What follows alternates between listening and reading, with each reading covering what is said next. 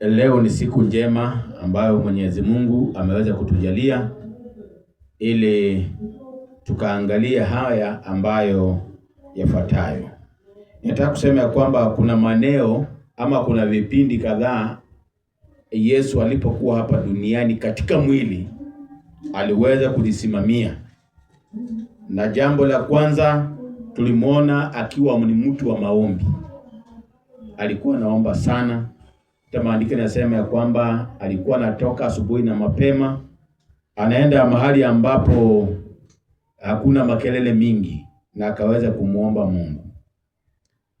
Kuna wakati pia tumeona akiweza kuhubiri Injili. Aliingia kanisani siku moja, akaambiwa, wewe kijana, wewe ndio utasimamia mambo Injili ya siku ya leo. Na Biblia inasema kwamba akawa anatafuta mahali ambapo palikuwa pameandikwa ya kwamba Roho wa Bwana yu juu yangu kuwahubiria maskini habari njema. Ya tatu tunaona ya kwamba aliweza kusimamia kile kipindi cha miujiza. Aliweza kufanya miujiza kwa wingi ili watu wakaweza kumtambua Mungu na kumjua Mungu. Alafu kuna kile kipindi pia cha mafundisho. Biblia inasema ya kwamba aliweza kufundisha. Bwana Yesu asifiwe sana. Mara mingi aliweza kuwafundisha watu. Na ya tano tunaona ya kwamba pia aliweza kusimamia kipindi cha sadaka kanisani. Kwa sababu tunaona ya kwamba wale wazee wa kanisani wakamwambia, kijana, tunataka usimamie hili eneo la sadaka siku hii ya leo. Na hiyo pindi zote ambazo Yesu Kristo alisimamia ni viungo muhimu katika kanisa la Mungu. Na leo tunaenda kuangalia hiki kipindi ambacho aliweza kukisimamia cha sadaka kanisani ama cha matoleo kanisani.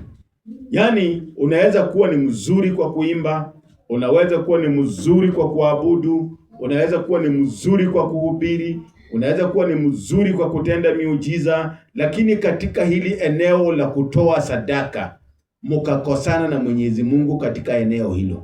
Na tunaenda kuona tu watu wengi ambao walikosana na Mungu katika eneo la kutoa. Bwana Yesu asifiwe sana. Amen. Na hilo ndilo eneo ambalo tukisoma Biblia inasema Mungu hajaruhusu watu kumujaribu. Lakini anasema kwa hili ni jaribuni. Hili la kutoa. Anasema kwamba tukaweze kumjaribu katika eneo hilo. Na kuna watu wengi tu katika maandiko, nitaguzia wachache ambao uhusiano wao na Mungu ulikuwa tu ni mzuri, lakini ukaribika katika lile eneo la kutoa sadaka. Bwana Yesu asifiwe sana. Amen. Kwa hivyo maeneo yote ambayo inaguza, kama ni ya kuhubiri, inafaa uhubiri ukweli. Kuna watu wengi wamekosana na Mungu katika ile eneo la kuhubiri. Kuna watu wengine wamekosana na Mungu katika lile eneo la miujiza. Mtu hajafanya miujiza lakini ana fake muujiza. Mtakosana na Mungu kwa hilo eneo. Kwa sababu si Mungu amepeana ile muujiza, ni wewe umeleta vitimbi katika ile eneo. But leo kwa sasa naenda kuzungumzia mambo ya kutoa. Bwana Yesu asifiwe sana. Na tutaanza na Walawi. Mlango wa 10 mstari wa 1 mpaka 3. Walawi kwa kizungu ni? Yes, Bwana Yesu asifiwe sana. Biblia inasema Abihu na Nadabu walikuwa wana wa Haruni.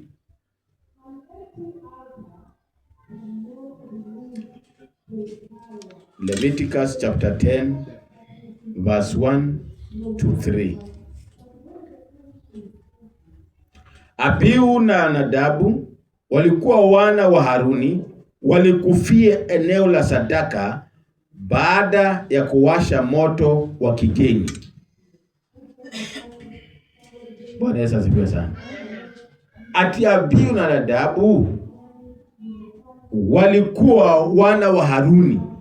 Ukikumbuka kwamba Haruni alikuwa ni kiongozi, Haruni alikuwa ni mtu ya Mungu, Haruni alikuwa ni mpenda Mungu, watoto wake wakawa wanafanya kazi zao vizuri, Lakini walipofika katika hili eneo la kutoa sadaka, walikuwa wameambiwa kwamba kuna mahali ambapo tu wanafaa kutoa moto ili kuchoma ile sadaka. Lakini wao wakaona moto si ni moto tu.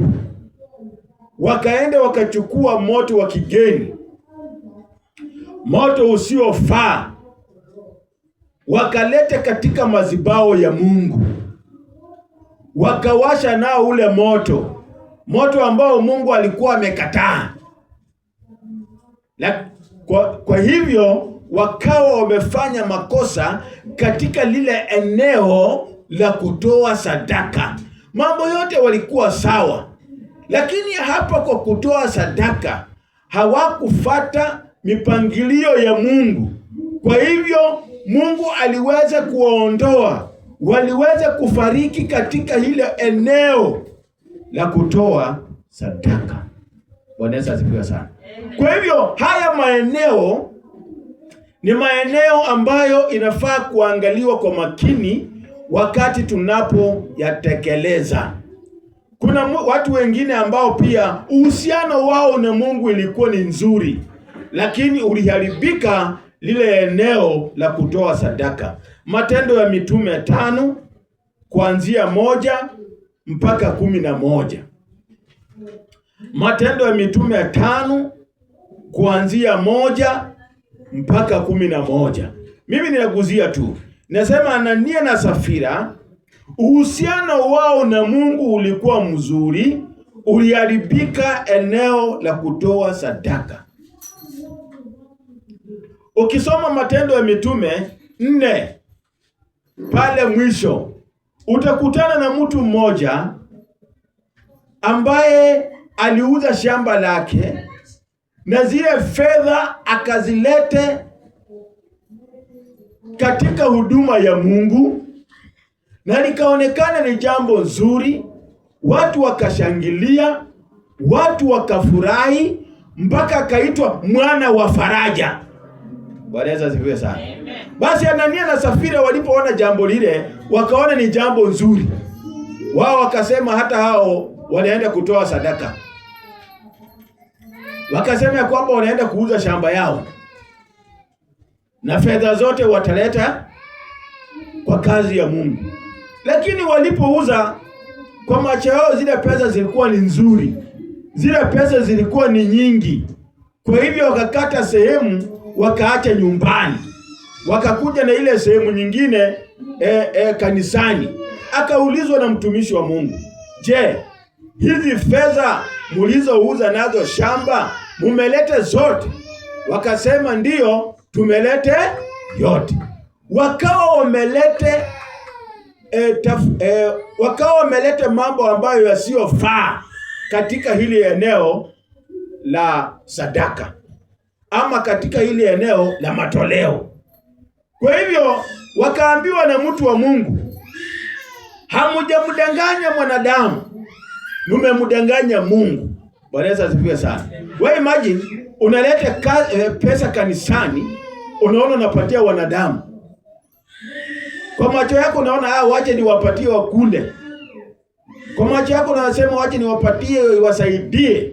Lakini zile fedha katika kutoa kwako, Mungu anaiangalia ni kana kwamba unapatia yeye. Ndiyo, kwa akili zako na mawazo yako na mikono yako na vitendo zako unaona unampatia mwanadamu. Lakini Mungu anapoangalia, kwa sababu inaenda kufanya kazi yake, anaona umempatia yeye. Kwa hivyo akamwambia kwamba umefanya makosa katika jambo hilo, ni hujadanganya wanadamu, umemdanganya Mungu. Maybe Anania aliangalia round akashindwa, huyu Mungu anasema nimemdanganya ni mgani? Mimi naona nimepatia kina Petro pesa zangu. Lakini sasa wao wanasema ya kwamba nimemdanganya Mungu. Biblia inasema ya kwamba akaanguka chini na akafariki. Kuna makosa mengine alikuwa amefanya. Kuimba alikuwa anaimba vizuri, kuomba alikuwa anaomba vizuri, kuabudu alikuwa anaabudu vizuri, lakini katika hili eneo la kutoa sadaka ama katika hili eneo la matoleo alifanya makosa.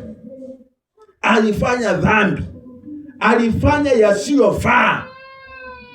Biblia inasema kwamba akaanguka akafariki.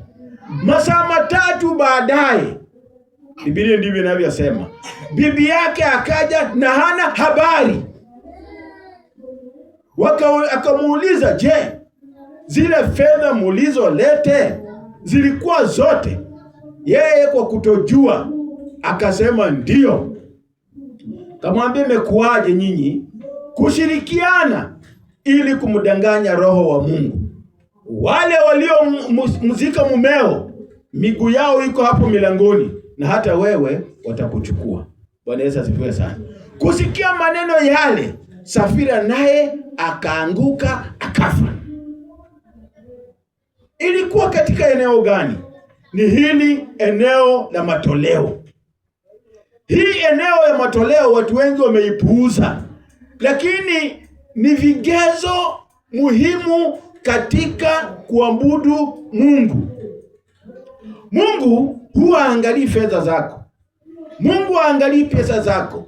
Mungu anaangalia moyo wako. Mungu anaangalia uaminifu wa moyo wako. What about Anania angesema, hii pesa si yote, nilipouza niliona pia mimi niko na mahitaji, nimekata kidogo na nimeleta hii ingine kanisani. Bwana Yesu asifiwe sana. Ama nimeleta hii ingine katika huduma. Mungu aliangalia moyo. Kwa hivyo tunaona kwamba Safira alikuwa sawa, Anania alikuwa sawa katika mambo yote, lakini uhusiano wake na Mungu uliharibika katika hili eneo la kutoa. Kuna mtu mwingine ambaye pia tunataka tumwangalie. Ako katika Mwanzo 4.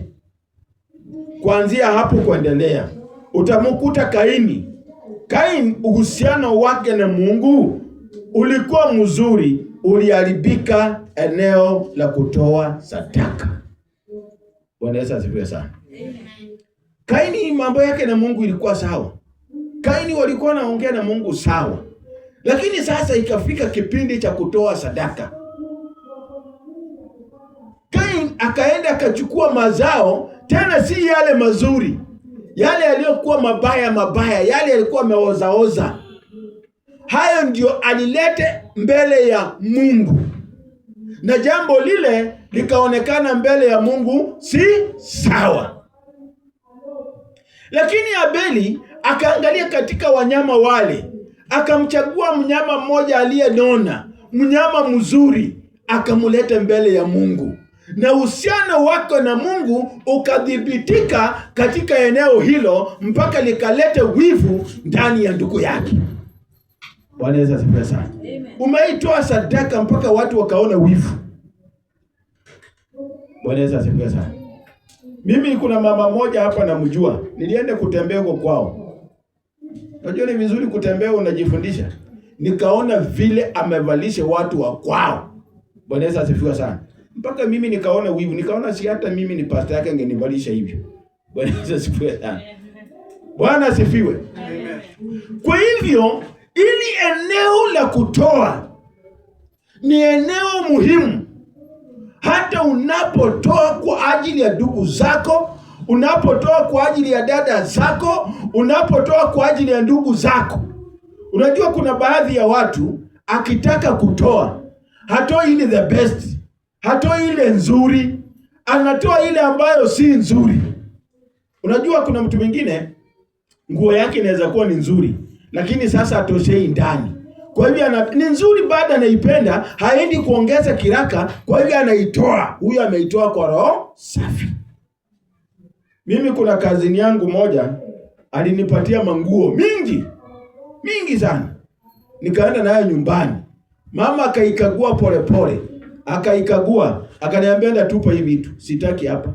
Bwana Yesu asifiwe sana. Maana zilikuwa zimekwisha. Bwana Yesu asifiwe sana. Ndio sababu nikasema kuna mama mmoja hapa sitamtaja.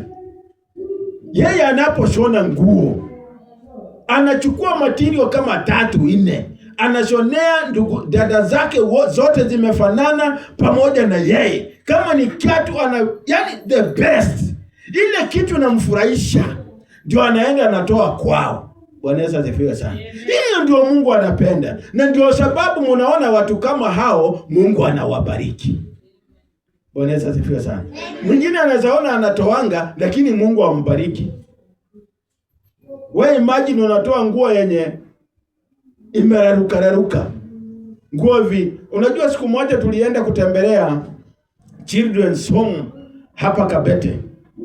Na yule ambaye alikuwa anasimamia akatuambia siku hizi hatuchukuangi nguo. Nikamuuliza kwa nini? Akasema ni kwa sababu watu wanaendanga wanachagua zile wameona ni mbaya, wanaona hii ndio dustbin. Wanakuja kutupa wapi? Hapa. Nikamwambia hapana, zile sisi tumezitoa dukani. Akasema hizo tutazichukua. Bwana Yesu asifiwe sana. Kwa hivyo hata children's home wanajua, wanaelewa wakati mwingine tunapeleka vitu visivyofaa. Imagine maandiko yanasema kwamba ukiwa na ng'ombe wako ambaye amelemaa, ng'ombe hana jicho moja, ng'ombe hana mguu moja, ama ng'ombe hana mkia, ama ng'ombe amekonda, ama ng'ombe amejaa wale watoto huko nyumbani tunaita jina mara, kwa Kiswahili inaitwaje? Kupe. Wanasema jaribu umpelekee gavana wako. Yaani try. Umpelekee wapi? Gavana. Bwana Yesu asifiwe sana. Sasa zile vitu gavana anakataa, ndio sisi tunamletea Mungu. Wewe unaonaje? Bwana Yesu asifiwe sana. That's why huwa tunatoa lakini hatubarikiwi. Tunatoa na hatubarikiwi. Siku moja nimeenda hapa Wangige. Nikaona wazimu mmoja. Akakuja mahali ambapo nilikuwa nimekuja kununua shati. Akaambia yule mama ampe shati moja. Yule mama akasema hapana, si ile. Unajua sisi wanabiashara tunapotaka kunyima tunamwambiaga si leo. Bwana Yesu asifiwe sana. Tunakuambia siku nyingi. Si wanabiashara wako hapa. Si mnasemanga hivyo. Hata mimi ni mmoja. Tunasemanga siku nyingi. Huyo akamwambia tafadhali, tafadhali nipatie tu shati moja. Akamwambia hapana, si leo. Basi wakati alipiga mgongo kuondoka, nikaona yule mama ako serious. Anasema si leo. Nikaita yule jamani nikamwambia kuja, akakuja. Nikamwambia chukua shati moja hapa. Akaniuliza mimi. Nikamuuliza si wewe ndio umeitisha shati? Akasema Nikamwambia chukua the best. Chukua ile nzuri. Ile roho yako inataka. Akachukua shati. Akaniambia asante. Nikamwambia bado. Chukua na trouser moja. Akauliza mimi. Nikasema ndio wewe. Akachukua. Alienda akisema asante. Akielekea. Unajua ni kwa watu wengi. Hata wengi kutana na yeye ngedhania wewe ndio anaambia asante. Kwa sababu mimi alikuwa ameniacha huko, lakini anaenda akisema asante. Nilipotoka huko, nikakuja nikaketi pale kazini kuna mti. Kuna jamaa mmoja akakuja akaniita, akaniambia pastor kuja kidogo. The same day. Sio ati kesho, siku hiyo. Akaniambia pastor hebu kuja twende. Tukatembea na yeye. Nikamuuliza unanipeleka wapi? Akasema wewe pastor wewe twende. Akaenda akafungua wardrobe yake. Akaniambia chukua hapo suti ambayo inakufurahisha. Bwana Yesu asifiwe sana. Chukua suti ambayo inakufurahisha. Hii maneno nawaambia ni ukweli, the living testimony. Nikachukua suti. Mimi nilipeana longitu na shati, lakini mimi nikalipwa na suti. Kwa sababu gani? Nilitoa kutoka kwa moyo. Inafaa tupeane kutoka kwa moyo. Ukishapeana usiongeze na manunguniko. Bwana Yesu asifiwe sana. Kuna mtu mwingine nilikuwa nimeambiwa na rafiki yangu ya kwamba aliitisha nyama. Akaona mtu mmoja anaingia, akamwambia kuja tukule na wewe hii nyama. Walipokuwa wamekula nyama wamemaliza, yule akienda, ile maneno aliyosema nyuma yake iliharibu ile maneno mengine yote. Akasema nilimuita kwa sababu nilijua hii nyama siwezi maliza. Bwana Yesu asifiwe sana. Huyu mtu alikuwa ametoa kwa roho? Hakutoa kwa roho. Alitoa ni kwa sababu hawezi maliza. Bwana Yesu asifiwe sana. Inafaa tukitoa tutoe ndani ya roho. Kutoa tunatoa, lakini huwa hatutoi ndani ya roho. Hata hapa kanisani usitoe kana kwamba umesukumwa. Ukisikia umesukumwa, wacha, kwa sababu haitakubariki. Toa ni kwa sababu umetaka kutoa. Bwana Yesu asifiwe sana. Lakini ukiona ukitoa moyo wako ni mzito, moyo wako hautaki, haitakusaidia hata kama utatoa. Bwana Yesu asifiwe sana. Bwana asifiwe. Bwana asifiwe. Kuna mtu mwingine ambaye pia nataka tumzungumzie. Second Kings chapter 5, kuanzia hapo kuendelea. Unakutana na mtu ambaye anaitwa Gehazi. Gehazi alikuwa ni mtu mzuri. Gehazi alikuwa anatembea na watu wa Mungu. Mtu wa Mungu akiwa busy alikuwa anatuma Gehazi. Gehazi alikuwa anaketi katika uwepo wa Mungu. Lakini uhusiano wa Gehazi uliharibika katika eneo la kutoa. Kwa sababu gani niseme hivyo? Kuna kama jamaa kalikuwa ni kama mgonjwa. Akaambiwa aende unayo kwa mto mara 7. Bwana Yesu asifiwe sana. Si mnakumbuka hiyo story? Aende unayo kwa mto mara ngapi? 7. Na wewe utapona. Akalalamika. Akasema wewe uko kwetu kuna mito mizuri. Wewe nilidhania huyu mtu atatoka niwekelee mikono, apunge mikono yake juu ya anga. Wewe nilifikiria hata ni laki. Lakini wadogo wake wakamuuliza, ama washauri wakamuuliza, na huyu mtu wa Mungu angekuambia jambo kubwa, si ungefanya? Akasema akamwambia fanya ile kubwa, fanya ile ndogo na wewe utapona. Yeye aliondoka na sadaka yake.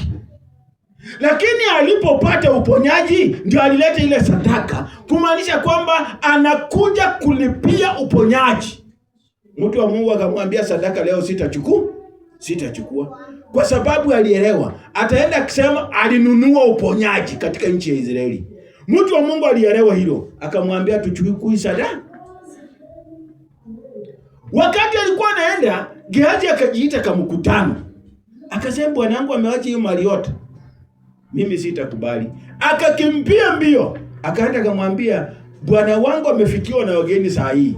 Amesema unipatie kitu fulani, unipatie kitu fulani, mavazi unipatie pea hii, pesa unipatie pesa. Akakuja akaficha. Mtu wa Mungu akamuuliza umekuwa wapi? Akasema sijaenda mahali, nimekuwa tu area. Bwana Yesu asifiwe sana. Akamuuliza si roho wangu alikuwa pamoja na wewe wakati ule mtu alisimama akakupatia fedha, akakupatia nguo, akamwambia na sasa ule ugonjwa aliokuwa nao Naaman, sasa wewe ndio utaubeba. Na kutoka wakati huo akawa na ule ugonjwa wa Naaman. Bwana Yesu asifiwe sana. Mtu ambaye alikuwa sawa, lakini uhusiano wake ukaja ukaharibika wakati wa sadaka. Bwana Yesu asifiwe sana. Wakati wa kutoa, hapo ndio uhusiano wa watu huo unaharibika. Bwana Yesu asifiwe sana. Kuna jamaa moja tulikuwa tunafanya na yeye kazi. Sasa kuna sausage zilikuwa zimeharibika. Akaita jamaa mwingine, akamwambia kuja. Akapika zile sausage akampatia. Yule jamaa alikuwa kichwa yake si mzuri. Akamwambia hii sausage si nzuri. Jamaa akasema kama huyu jamaa amesema hii sausage si nzuri, basi hii sausage ni sumu. Bwana Yesu asifiwe sana. Yaani hakumuitia ile best, alimuitia ile mbaya. Hivi ndio sisi ufanye. We don't give best. Hatupeani ile kitu mzuri. Bwana Yesu asifiwe sana. We don't give best. Hatupeani ile kitu mzuri. Tunapeana zile vitu mbaya mbaya. Hata katika maisha yetu unakuta mtu amepiga maisha na ujana wake, wakati alikuwa na nguvu kabisa za kuimba, ako na afya, wakati huo alikuwa hakuwa anakuja kanisani. Lakini wakati ambapo anaona miaka imeelekea miaka 60, miaka 70, Yaani ndio anakuja kanisani, anampatia Mungu mabaki ya maisha yake. We don't give the best. Na tukitaka kubarikiwa, we must give the best. Bwana Yesu asifiwe sana. Lazima tupeane zile vitu nzuri. Give the best. Yaani peana kitu ambacho hata wewe mwenyewe ukipewa unafurahi.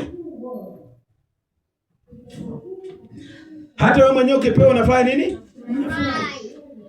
Kuna mtu mwingine nataka nizungumzia. Kora, uhusiano wao na Mungu ilikuwa ni nzuri. Lakini Kora akaingiwa na kiburi. Akauliza, kwani Mungu huwa anazungumza tu ndani ya Musa? Hawezi zungumza ndani yetu sisi? Akaenda akatoa sadaka ya maasi. Musa akaomba jambo moja, akasema, Mungu, mimi sijawakosea, usipokee sadaka zao. Bwana Yesu asifiwe sana. Usipokee sadaka zao. Na hapo ndio maisha ya Kora iliishia. Dunia ikapasuka, akamezwa na ile story ikaisha. Sadaka kupokelewa. Ukitaka ujue muhimu wa sadaka, ukitaka ujue sadaka iko na nguvu, mapepo ingie ndani ya mtu. Sitaki kusema mimi. Bwana Yesu asifiwe sana. Mtoe sadaka zenu zote mlete kwa madhabahu. Alafu pastor aseme leo hatuhitaji sadaka. Kila mtu akuja achukue sadaka yake. Unaonaje? Kama ulitoa 200 kuja uchukue. Kama ulitoa 100 kuja uchukue. Kama ulitoa 1000 kuja uchukue. Ndio utajua umuhimu wa sadaka. Utachomwa moto. Utajiuliza maswali. Hata wengine watasema hii kanisa siwezi enda tena. Hiyo ndio umuhimu wa sadaka. Kuna mama moja alikuwa anataka kutoa 200 sadaka. Alafu alikuwa na 200 na alikuwa na 1000. Akatoa 1000 badala ya 200. Bwana Yesu asifiwe sana. Akaenda kwa pastor, akaambia pastor, kuna makosa ambayo nimefanya. Ilikuwa nitoe shilingi 200. Lakini nimetoa 1000. Pastor akamwambia, unajua mimi sijui pesa yako. Wewe ndio unajua pesa yako. Ende kwa hiyo kikapu uchukue mwenyewe. Mama akaenda akachukua ile sadaka ile 1000. Akachukua 1000 akaweka 200. Hiyo siku mama akatumiwa message, kazi hakuna. Bwana Yesu asifiwe sana. Hivyo ndivyo sadaka inavyofanya kazi. Hata kama umetoa bahati mbaya, wachana na. Mungu alikuwa na kusudi na malengo. Yaani kuna vitu Mungu mwenyewe ndiye anajuanga. Sisi wanadamu hatuwezi eleza. Hatuwezi jua. Kuna wakati mmoja katika Luka. Kabla hajafika kwa Luka, kuna mtu anajiuliza hii mambo ya Kora umeitoa wapi? Nimeitoa katika Hesabu 16. Kuanzia hapo kuendelea. Mambo ya Kora umetoa wapi wewe pastor? Nimeitoa katika Hesabu 16 kuanzia hapo kuendelea. Alafu sasa nikuje hapa. Luke chapter 21 verse 1 to 4. Yesu akaenda kanisani na akaambiwa hiki kipindi cha sadaka leo ndio unasimamia. Basi Biblia inasema ya kwamba Yesu akawa anaangalia vile watu walivyokuwa wanatia fedha zao katika kile kikapu.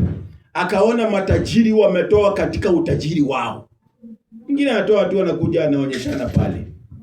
Lakini kuna mama moja alikuwa na pesa kidogo na ilikuwa ni yote.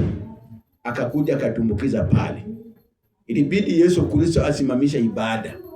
Ambia ngojeni kidogo, tulieni tafadhali. Akaambia yule mama kuja hapa ndio ujue umuhimu wa sadaka. Ujue nguvu za sadaka. Hata zikiwa kidogo, lakini umeitoa kwa moyo. Bwana Yesu asifiwe sana. Yesu anasimamisha ibada. Anasimamisha shughuli zingine zote. Vinanda vinanyamaza. mahubiri inanyamaza, matangazo inanyamaza, ako na tangazo muhimu. Anasema mama kuja hapa. Mama akashindwa nimekosea nini? Mama akasonga karibu na Yesu. Akasema mnamwangalia huyu mama. Na Yesu hawezi ongea juu ya maisha yako ibaki jinsi ilivyokuwa. Yesu akiongea juu ya maisha lazima iweze kubadilika.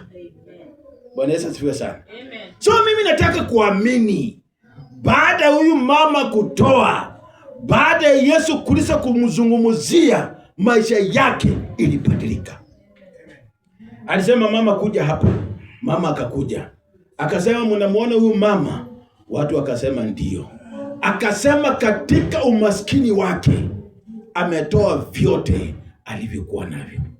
Bwana Yesu asifiwe sana. Ametoa kwa moyo. Kutoa, kuna mtu mmoja alikuwa anasema ya kwamba kutoa ni moyo. Kutoa si utajiri. Kutoa sio. Umeiona watu wengi ni matajiri na watoangi. Na kuna mtu mwingine hana kitu, hata anaenda kukopa ndio akusaidie. Yesu asifiwe sana. Kutoa ni moyo. Yesu akasema huyu mama ametoa vyote. Huyu mama ametoa kwa roho moja. Huyu mama ibarikiwe.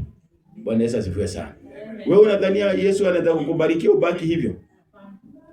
Unajua kuna watu wengine, yani ukitajwa tu kwa mazuri.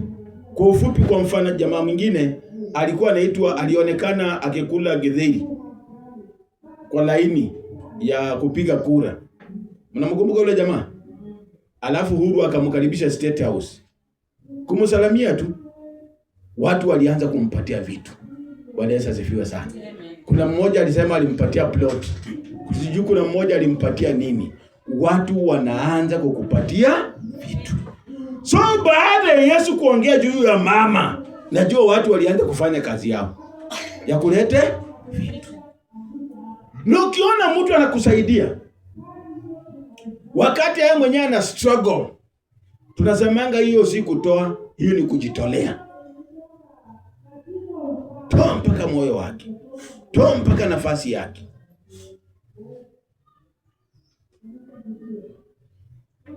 Bwana Yesu asifiwe sana. Mimi nimeona, unajua kuna wakati tulikuwa tunasema mfereji ya maji ikifunguliwa huko,